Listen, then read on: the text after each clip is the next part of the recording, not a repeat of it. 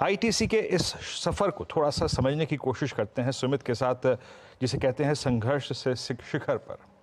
सुमित मेरे साथ है। सुमित, 140 से लेकर 490 तक का ये स्विंग, ये जर्नी कैसी रही? तो एक शानदार तेजी देश की दूसरी सबसे बड़ी एफएमसीजी कंपनी आईटीसी में, जहां पर एक अच्छी तेजी के बाद स्टॉक अपने नए रिकॉर्ड स्तरों पर पहुंचता हुआ दिखाई पड़ा।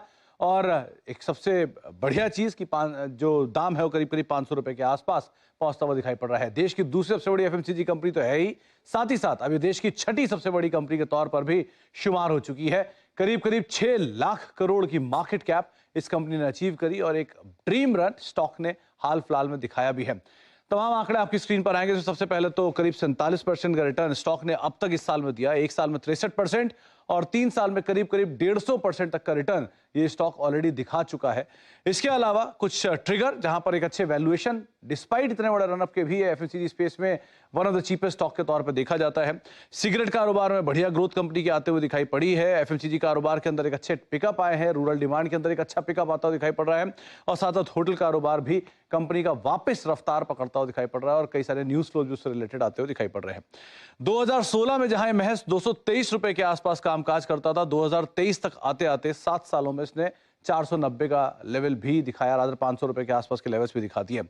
मार्केट कैप के लिहाज से देश की सबसे बड़ी कंपनी हिंदुस्तान यूनिलीवर 6,30,000 करोड़ और आईटीसी भी अब ऑलमोस्ट उसके आसपास ही आता हुआ दिखाई पड़ रहा है। तो नेक टू नेक ये अब कंपनियां पहुंचते हुए दिखाई पड़ रही हैं।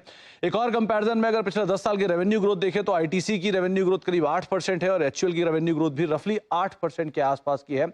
वही प्रॉफिटेबिलिटी ग्रोथ के ऊपर भी नजर डाली जाए तो प्रॉफिटेबिलिटी ग्रोथ में करीब 12% की ग्रोथ दिखाई है। एचयूएल ने 10% के आसपास की ग्रोथ देखने को मिली हमने आईटीसी के अंदर भी। इसके अलावा कुछ और आंकड़ों में 10 साल की स्टॉक सीएजीआर करीब 14% की ग्रोथ रही है यूनिलीवर में, लेकिन आईटीसी लैगार्ड रहा है। तो इसीलिए इसकी परफॉर्मेंस इस समय इतनी रिलेवेंट होते हुए दिखाई पड़ रही है।